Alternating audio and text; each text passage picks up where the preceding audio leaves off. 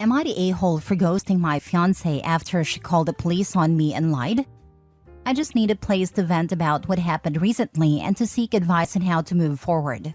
Me, 28 male, and my fiancé, 25 female, got engaged 2 weeks ago. We've been together for 5 years now. 3 weeks ago, I came home from work exhausted. When I came home, I saw her and her friend Mike sitting at the dining table. I went over to my girlfriend, kissed her on the cheek, and dapped up Mike. I didn't really think too much about him being there since I know him really well and he's known my girlfriend since they were little kids. I just asked him if he wanted a beer or something, but he refused, stating that he was here to talk to me. I was confused at first, but when I looked at their serious expressions, I knew it was something serious. I grabbed a beer from the fridge and sat at the table as well. They started talking about how close me and Mike were getting over the last few years and stuff. I just sat there flabbergasted. I didn't understand what they were trying to get at. I think me and Mike were sort of social buddies. If we were both attending the same social gathering, of course I'd hang out with him. But I never really hung out with him alone or made separate plans with him. I just told him to stop rambling and to get to the point. I was exhausted and really didn't want to beat around the bush any longer. My girlfriend asked me if it was okay if Mike could stay over for a few weeks since he recently got fired and evicted from his place. I told him of course he could stay, as long as he didn't make a mess and contributed to the household like taking out the trash, etc. He got up and gave me a tight hug and thanked me. Little did I know, this man was a filthy alcoholic. The first week things weren't that bad. He just kept to himself, did the chores I asked of him, and it was fun having someone in the house to watch basketball with. After that first week, things took a massive turn. I started seeing empty beer cans everywhere, his dirty socks stuffed into our couch and stuff. I confronted him about it, but he just apologized and told me it won't happen again. I told my fiancée, but she told me to cut him some slack, since he was going through a tough time and he would get better. It only got worse. I started seeing dried up vomit in our toilet seat, and that's when I suspected he was an alcoholic. I started seeing empty bottles of rum, whiskey, and vodka everywhere. I kept mentioning it to him, but he always gave the same response as before. My fiancé couldn't care less either, and that ticked me off even more. 5 days ago, I came home from work and my apartment reeked of alcohol. I just lost it. I stormed up to the guest room and found him drinking beer on the bed. I just went off on him. My girlfriend came over and tried to calm it down, but I didn't budge. I told him he has 2 days to clean my apartment and to get out. Otherwise, I was going to call the cops on him. I guess he didn't like what I said one bit. He just got off the bed and charged at me. All I remember is him ramming me into the wall behind me and me hitting my head against a sharp object. The next thing I know, I see an officer pointing a flashlight at my face. I asked him where Mike was, and he told me he was in a safe place where I couldn't hurt him. He and another cop grabbed me off the floor and dragged me outside. I saw my girlfriend and Mike talking to a cop. At this point, I'm fading in and out of consciousness. When she looked at me being escorted down the stairs like some rag doll, I wanted to tell her something, but my head just hurt too bad to form any sentence. I got put in the cop car and was driven to the station and put in holding cell. I kept asking them why. All they responded with is the "I have the right to remain silent" BS. I remember just sitting in the jail cell with my head feeling like it was going to explode any second while trying to make sense of what just happened. I remember dozing off and at some point and being woken up by a cop. He told me I was lucky they didn't press charges on me and I was free to leave. My headache felt much better at this point, so I could actually form sentences. I asked him to explain to me what happened. They told me they received a phone call from my fiancée claiming I was drinking again and got really violent. And her friend had just subdued me to stop me from hurting her. I was so confused. Like who was drinking and who got violent? He just told me the same story again. I was beyond mad at this point. As soon as I got my phone back, I texted my dad to come pick me up and to drive me to my apartment. He tried to pose questions as to why I spent the night in jail, and I just told him to drive me home. I'll explain later. Once there, I just stormed upstairs to see if my front door was unlocked, and to my surprise, it was. Mike and my now ex-fiancée was sitting on a couch. I could tell she had been crying since her mascara was running down her face. She jumped up and tried to hug me, but I just pushed her off me and told her to get the heck out of my apartment. She tried begging and pleading, but I told her to shut it and to pack few essentials and to get out. She left after begging a bit more. I immediately called off from work, claiming I had an injury and just got dispatched from the hospital. The whole day seemed like a fever dream to me. Nothing made sense. Why did my fiancé lie to the cops? That's all I thought about all day. She tried calling me a million times, but I kept trying to ignore it until I just couldn't hold back anymore. I picked up and told her to explain everything and to not dare even think about lying to me. She ended up telling me that after Mike knocked me out, they both started to panic. She was scared of calling the cops on Mike since he was already on probation, and this would probably end up destroying his life. She told me in the heat of the moment, she made a stupid decision to claim that I tried to attack her and Mike protected her and accidentally knocked me out. Her reasoning is that I could afford it, since I didn't have a criminal record, and Mike did.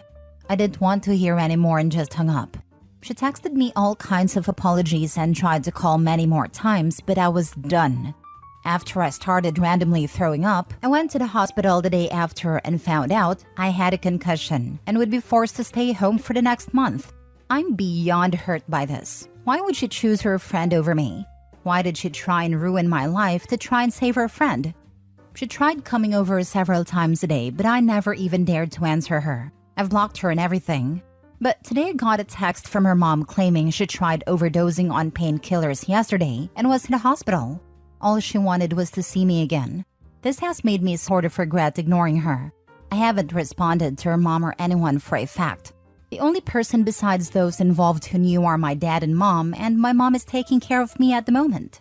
I'm really conflicted. On the one hand, I feel like ending her for what she did. But on the other hand, I still love her and feel like she made a genuine mistake. I don't want to feel any more pain. My life is a freaking mess, and by erasing the last 5 years of it, probably would just make me end it all. I don't want to see the love of my life being buried over me ignoring her. I don't want to force my poor mother to be my free caretaker for a month. I feel like it's my fiancé's responsibility now. I'm so done with everything. I'm literally glued to bed all day, and my laptop and phone are the only things keeping me sane. I start randomly getting panic attacks and start shivering uncontrollably. Please, what should I do? Am I the a-hole for ignoring her and making her idle? Should I allow her to come see me? Now for the top comments. Hands up who thinks she's banging Mike. She's definitely banging the heck out of Mikey. An unemployed, drunken, evicted mofo on probation. What a prize. Shaking my damn head. She definitely chosen wisely. Not the a-hole. Seen it a million times. These kinds of women crave validation and attention, and you can't possibly compete with someone who doesn't have to do literally anything all day. They can just sit there and give them attention and reaffirm all of the things they say until boom, second boyfriend. When Mike injured your head, they should have called an ambulance. By delaying your medical care and then delaying it further by lying to the cops and sending you to jail, they could have ended your life. And your month-long bed rest could be a result of you not getting immediate medical care. Head injuries are no joke. I would be getting her to admit everything via text and then pressing charges. Also, if you were arrested, there's now an arrest record for you. Not the a-hole. She's messed in the head and also probably banging Mike. You got lucky and dodged a bullet. She picked Mike over you. If you believe that she is truly suicidal, then you should call the authorities to where she is. Be careful. You now have a paper trail that you beat her. So if you let her come over, she can play the same card and you will go to jail. Doubtful she's really suicidal. Most likely she took some pills, but much less than a fatal dose in order to use her suicide to manipulate Opie. It's a cry for attention. If she tries to blackmail Opie with self-harm, he needs to call Adult Protective Services. No. Opie can just continue with no contact and there will be no way to hear if she's thinking of suicide or not. Plus, block her family too. If she's living with them or in touch with them, they are the ones to call police for wellness check. If she is/pretends to be suicidal, he should just stay away from her. Next story. Am I the a-hole for being happy I won't be a father? I, 24 male, casually dated a girl, 23 female for like 5 months, and even though she was on birth control, she ended up pregnant. Now, I have no desire to be a father, so I asked her to terminate the pregnancy. and told her if she did not, I would not be around during the pregnancy and would want to do a DNA test after the birth before I would contribute anything at all. Well, she decided to keep the baby for some reason, even though neither of us were in the financial position to take care of it anyway. I was very annoyed with this and broke off contact. At 4th month, she had a miscarriage. I was informed about it by her friend and was told she was heartbroken. Now, I have empathy for the physical pain she has to go through, but the result was very beneficial to me. And honestly, I was quite happy I no longer had to become a father. Me and my buddies went out drinking to celebrate, did some toast to the fact I would not have to be a father, and basically word got around that we had done that, which eventually reached my ex and her friends. Now she and her friends have been harassing me and my friends for being happy about her miscarriage. However, as I see it, we did not specifically celebrate her miscarriage, but the fact that I was not gonna be forced to be a father. And I feel like it's something that has nothing to do with her really. So Reddit, am I the a-hole? You get 2 judgments from me. Not the a-hole for being happy about the fact that you're not going to be a father. You weren't ready for the responsibility, didn't want the responsibility, and weren't in the financial position to become a father. But you're the a-hole for how you went about showing that happiness. Now, if you were to have celebrated at home and took a shot with your friend, here's to not being a dad, that would have been okay. But the fact is that you went out in public and toasted to the fact that this girl is dealing with a miscarriage. And that, my friend, is just in really poor taste. This is the fair assessment here. You're not the a-hole for being excited you aren't a father. You're the a-hole for celebrating how you did. Next time, don't celebrate the messed up thing that caused it to happen. Just celebrate that you aren't a father. Hopefully there isn't a next time. And if you get somebody pregnant again, you'll be ready for it next time. Also, just for the record, there are a ton of contraceptives outside of birth control. It's not just on the woman to use contraceptives if you don't want kids. Lol. You have to take an equal part in that. I always tell my brothers the same thing. They throw out the, but it doesn't feel the same if you use a rubber. But here's the thing, like I said, there are options for both women and men. And at the end of the day, do you want it to feel right and risk popping out a kid you aren't ready for? Or are you going to suck it up and further prevent a kid from coming into the world?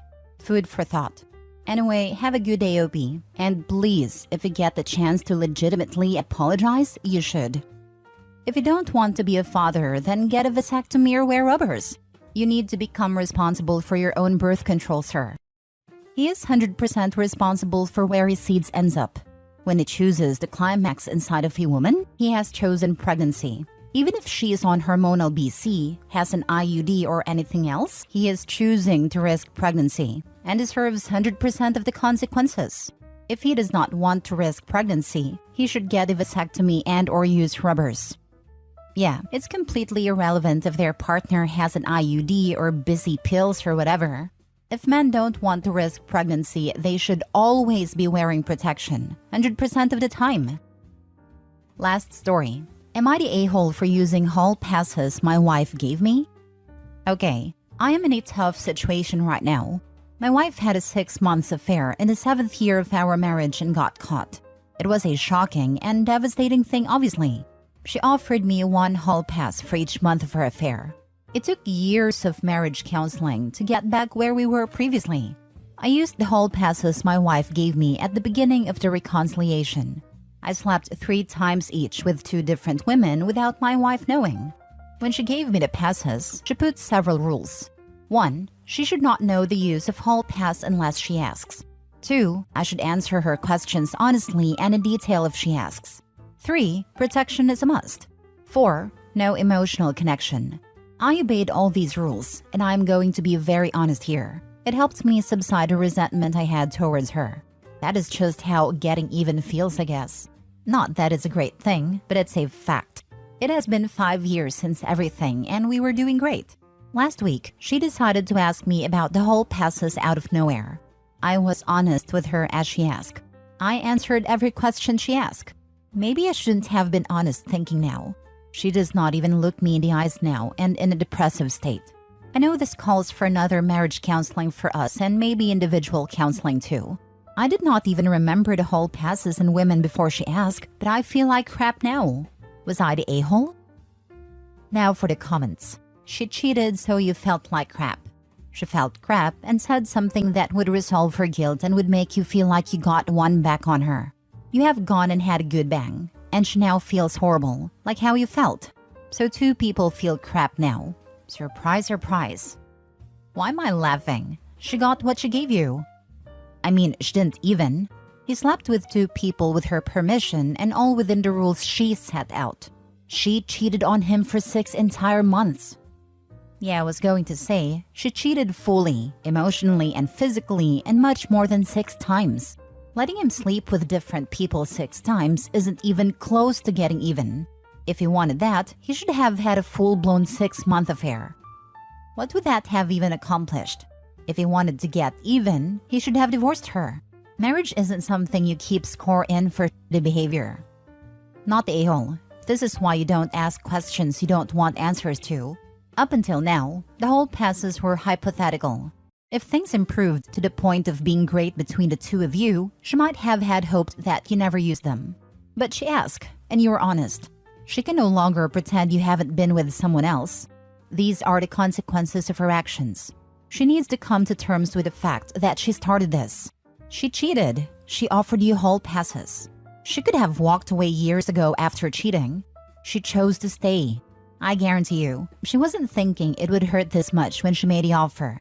She was probably desperate and willing to do anything to get you to stay.